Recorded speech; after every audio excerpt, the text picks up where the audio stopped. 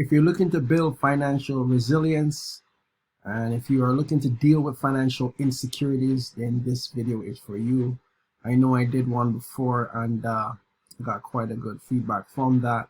And so I am going to take it a step further and share additional things that can help you build financial resilience. Okay, so if you've been listening to me or if you've read my book, then you know that I always encourage people to look at their family, particularly their family personal finances, and to treat it like a company. So I always call it a family Inc. This concept came to me from working with business owners. And working with business owners, one of the things I do is, depending on the business owner, we look at valuations, and there are certain drivers that contributes to the valuation of the businesses. And also what we've seen is there's certain drivers or certain factors, let's use factors. There's certain factors that we have looked at traditionally that has made businesses strong. It's the reason why successful businesses have certain traits, and usually these are the 8 things, and we're going to go through that. But before we even jump there, we start to talk about what those 8 things are, and before we delve into that, let's look at the values, what's important often to individuals. First one is time. Time is always a big factor, especially as you get to retirement, you get older. One of the big things is that, you probably work a lot when you're younger, and then you hit a point where you go, you know what, I want to spend more meaningful time with my family and to do it without the financial stress. The other thing is financial security, and that's where people want to know that, okay, I have enough cash coming in, I'm making enough income, I have enough money that if something were to happen, I'm taken care of. Or even beyond that, a lot of people just want to have a comfortable lifestyle because they've worked so hard, so they want to make sure that that's in place. And lastly, they want to have the freedom of choices, right? So, the freedom of choices, time, and having money is one thing, but you want to have the freedom of choices such that you could, it aligns with your values, aligns with your goals. And sometimes that has to do with your family dynamic. Sometimes it has to do with maybe your health isn't great, you can't move around as much as you can. So even though you have the time and the money, you can't really do that. So I find that these are the 3 things that usually comes about. So it's time, financial security, and just greater independence, freedom to make choices and do what you really want to do. Now, what we're going to do is look at Family Inc. and these 8 essential factors that contributes to the family's financial health and growth. But the interesting thing is, these are also things that make businesses strong. So what I really did was I looked at the things that made businesses strong, the valuation aspect of it, and I translated it over into personal finances. I don't think I've ever seen this before. If someone has, then feel free to let me know, but I don't think I've seen this before. So let's get going and take a look. Now, first one is financial resilience. And what it really looks at is your overall strategy for coping with unforeseen financial challenges. If something were to happen today and you have a heart attack, how would you deal with it? Would it affect you financially? Obviously, it's going to affect you from a health perspective.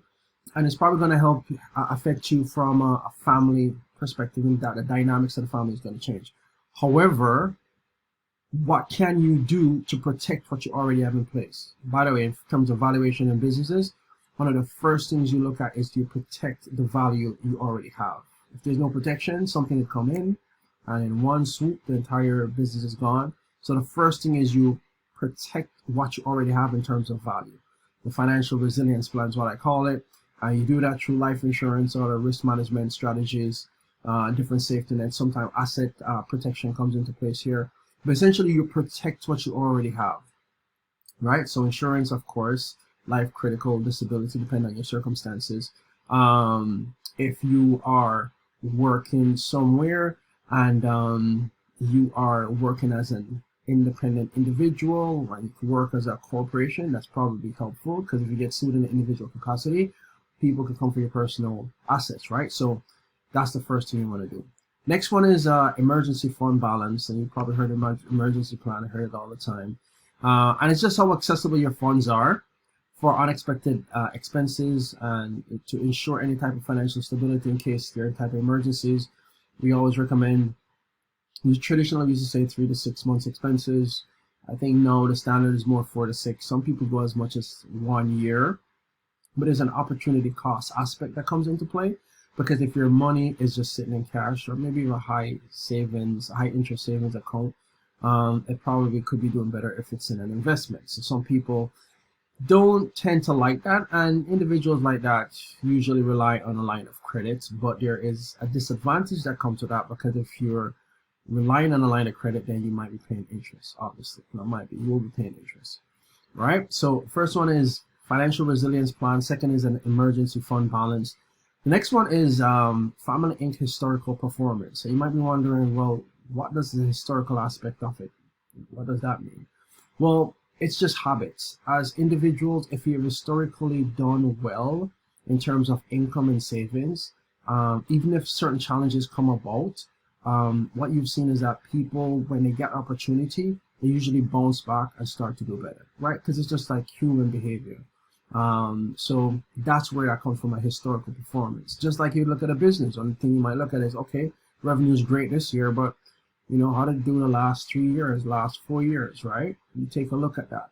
Another thing is accuracy of the financial record keeping. Why that's important is, traditionally, people who have kept plans, who have kept budgets, tend to be more cognizant of the decisions they're making. So if you're not doing that, one of the things you may want to do is start keeping a budget, or you want to consider getting a financial plan, and you meet with your financial advisor once or twice a year at minimum, just to see where things are, and if things change, you reach out to the financial planner and you make changes. But those who are keeping record tend to at least have some sense of what's going on. Essentially, what it creates is awareness, and awareness, as we all know, creates choice. Because when you're aware something's going right, you keep doing it. If you're aware something's going wrong, you make changes and you change it. So Family Inc. historical performance is usually great. And that's through income and savings and accuracy. Next one is family income streams. Of course, cash flow is a huge part of it, and that will show up in salaries, rental income, consistent dividends if you're pulling money from a business, for example, or maybe even if you have stocks and you have enough stocks where you're pulling from the dividends at this point. But essentially, this is just cash flow and income streams, which I think everybody will understand. Next one is financial diversified independence, and that looks at the different income streams you have, right? So if you have different income streams and something were to happen to one income stream, it allows you to still continue. Now, if you only have one income stream and something happens, then that's a huge challenge. If you are the sole provider of your family, and you make decent income, and you have decent amount of expenses, and you get fired or laid off, and you have challenge getting a new job after 5, 6, 8 months, a year and a half, or you get another job but significantly lower, that might be a bit of a challenge, right? So if you have a diversified income, then that's sometimes provides for a better situation, obviously. And just like with businesses, if you have more than one product, if one product gets affected, then we have alternative products. Now, that's not to say you should spread yourself thin, and that's not even to say you shouldn't have that one job, but it's for you to be aware of your situation, so you could start to think about it. Probably even though you have a good job, you may want to just network. You may just want to keep a few recruiters in your back pocket. You may every now and again speak to them, just get a sense of what the market's doing. Just be in the know, so if something happens, you can make a decision, and you could put yourself in a position where if you lose your job, or you lose that income, or you lose that income stream or that income source, that you're protected, right? And if you have one investment and it's not properly allocated, and that industry or that sector goes down, you might have some challenges there. Next one is future money goals, and this indicates the family's capacity for increasing wealth over time through career advancement, strategic investment, smart savings, such and such. So a good example is if you have a profession. I would say one of the most obvious ones are, for example, if you're a doctor. If you graduate, you've done everything that's required, and you could start now practicing, chances are you have a great opportunity ahead of you from a career standpoint, right? And so the future there in terms of money from a earning potential is huge. Whereas if you have a liberal arts degree, no offense to my folks who have a liberal arts degree, you may not have that opportunity. you may need to do something that's completely different from what you studied. You may not have the direction. You might want to go into one particular field, have a challenge going in. Whereas the person who graduates with a medical degree, completed all the requirements and is ready to start practicing, there's an opportunity. You know, if you know anything, you know that there's definitely right here in, obviously, Toronto, where I'm speaking, that yeah, there is the capacity and opportunity for doctors to earn an income and earn a pretty decent income, right? So that capacity is something that's great. But by the way, you're balancing this also with diversified independence, right? So for example, if you're a brain surgeon, let's take a little bit of an extreme brain surgeon, and you operate in brains. Well, if you have an accident and your hand's damaged or your nerves are off, then your career as you know it may have completely altered, right? You may have to take a job that pays you less. And so why it would be important to prepare for risk like that with insurance. So you see how all of these are starting to connect. So yeah, number 6 was future money goals and the capacity for earning wealth over your career. Okay, let's look at number 7, market smart advantage. And this is the uniqueness and market resilience of your family's income. This is kind of related to 6. It just means market volatility and industry fluctuation. That's something you should consider. Especially with AI, I think is the easiest example I could give at the moment. Certain industries are affected by AI. If you were a graphic designer, your income might have been affected. If you're a copywriter, your income might be affected right now. You know, you kind of get the sense of what I'm saying. If you were a person who used to ghostwrite books, you may be affected because AI is doing things like that quite well, and people are instead turning to AI, and they may come to you, but in a much lower capacity than they would previously, right? So what you want to look at your industry, see how resilient it is, and look at the market volatility or the fluctuations in your job situation, and say, okay, what can I do next? How can I make changes? Or what can I do to pivot? Or what can I do to protect myself? Or how I could even incorporate this and, you know, put myself in as best as position as I could, right? So I call that the market smart advantage. From a business standpoint, what you're looking at is your industry, see the long-term potential of your industry, how much is going to be affected by market conditions and things like that. And last but by no means least is the financial contentment gauge. That just looked at, you know, you're doing all of this, you're working hard, you're paying the bills, you're investing, you have all of these things, everything right. But as a family, how are things? Are you working but you're not spending time with your kids? Are you making all this money but nobody gets along? You know, so that's the financial contentment gauge is what I call it. I might change that word, but for now, that's what I'm gonna leave it as. You know, where are things with you and your family? And most times, a lot of people work so hard, and the whole point is to get to a point where they can spend time with their family. But if you spend time with your family and things aren't great, you definitely want to revisit that. You know, as a family Inc., it's one of the things you want to take into consideration. From a business standpoint, you look at, you know, your customers and customer satisfaction. Hopefully this was helpful, you know, just going through all different 8 topics and things you should look at in terms of your family Inc. And listen, there's 8 different categories there and 8 different factors. And so you're going to look at this and you're going to go, oh, I'm not good at this, I'm not good at that. Listen, I don't know where you are.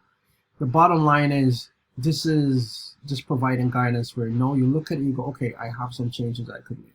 I have some changes I need to make in 2 or 3, or maybe 5 or 6, or maybe I'm good at everything, but I'm horrible at 8, and I need to make some changes there.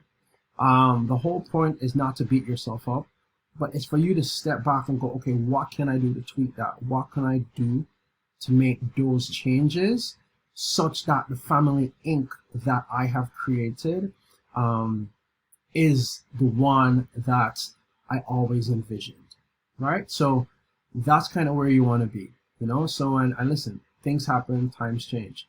You could be great at all 8 and something happens and it causes division in the family, and you might be on the borderline of even having a divorce. You're looking at 8 and going, well, this one thing is going to affect everything, right?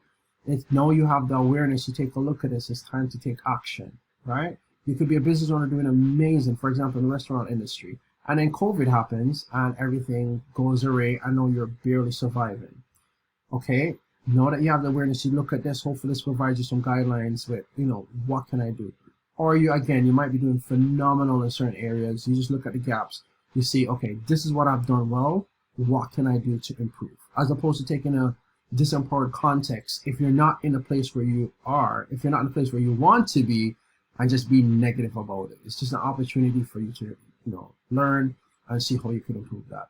My recommendation, if there are things you want to improve, I would say go speak to a financial advisor about these 8 things, but no advisor or planner really, I have never seen this anywhere else. So I would say reach out to myself. But if you do have a planner and you see where some of these areas are missing, you could speak to the planner. But this is just something I came up with based on me dealing with business owners and looking at their situation and how valuations work, and think, how can I incorporate this into personal finance, because I think it's a phenomenal strategy. Until next time, take care, like, share, subscribe. And if you're interested in learning more about the Family Inc., building your own Family Inc., I have a book called The Art of Retirement. My name is Anthony Gordon, and it's on Amazon. Feel free to check that out. Take care.